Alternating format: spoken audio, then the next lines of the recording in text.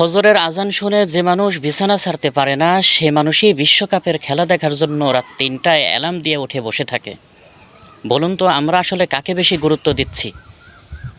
বর্তমান ফিফা বিশ্বকাপ চলছে ২০২৬। কেউ আর্জেন্টিনার জন্য কাঁদছে, কেউ ব্রাজিলের জন্য রাত জেগে আছে, কেউ প্রিয় খেলোয়াড়ের ছবি দিয়ে স্ট্যাটাসে ভরিয়ে ফেলছে। কিন্তু একটি প্রশ্ন করি, যে মানুষটা ফজরের নামাজের জন্য উঠতে পারে না সে খেলা দেখার জন্য রাত ৩টায় কীভাবে উঠে যায়? ফজরের সময় অ্যালার্ম বাজলে বলে আর একটু ঘুমাই, কিন্তু ম্যাচের সময় অ্যালার্ম বাজলে বলে দ্রুত ওঠো, খেলা শুরু হয়ে যাবে। সুবহান আল্লাহ। আল্লাহর ডাকে ঘুম পায়, কিন্তু ফুটবলের ডাকে ঘুম উড়ে যায়। শুনে রাখেন, ৯০ মিনিটের খেলার জন্য আমরা ঘন্টার পর ঘন্টা সময় দেই, কিন্তু ৫ মিনিটের নামাজের জন্য আমাদের সময় হয় না। একজন খেলোয়াড় গোল করলে আমরা আনন্দে লাফিয়ে উঠি, কিন্তু আল্লাহ তাআলা আমাদের আরেকটি দিন বেঁচে থাকার সুযোগ দিলেন, তার জন্য কি কখনো সেজদায় পড়ে কেঁদেছি?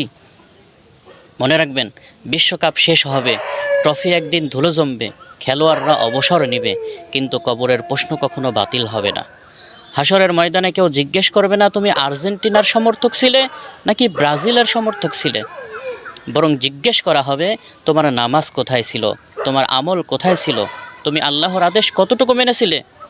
খেলা দেখা হারাম বলছি না, খেলা দেখা যে হারাম এটা আমি বলছি না, কিন্তু খেলার কারণে যদি নামাজ নষ্ট হয়, আল্লাহর স্মরণ ভুলে যায়, তাহলে আমাদের নিজেদেরকে প্রশ্ন করা উচিত, আমার হৃদয়ে সবচেয়ে বড় স্থান কার? ফুটবল নাকি আল্লাহ? মেসি নাকি নেইমার নাকি আমাদের প্রিয় রসুল সাল্লাল্লাহু আলাইহি ওয়াসাল্লাম? যে ব্যক্তি আজ থেকে খেলার আগে নামাজকে গুরুত্ব দেওয়ার নিয়ত করেন, তিনি অবশ্যই কমেন্টে লেখেন প্রথমে নামাজ তারপরে সব কিছু। সকলেই কমেন্ট করেন প্রথমে নামাজ তারপরে সব কিছু। আল্লাহ পাক আমাদেরকে সঠিক বোঝার তৌফিক দিক। আমিন।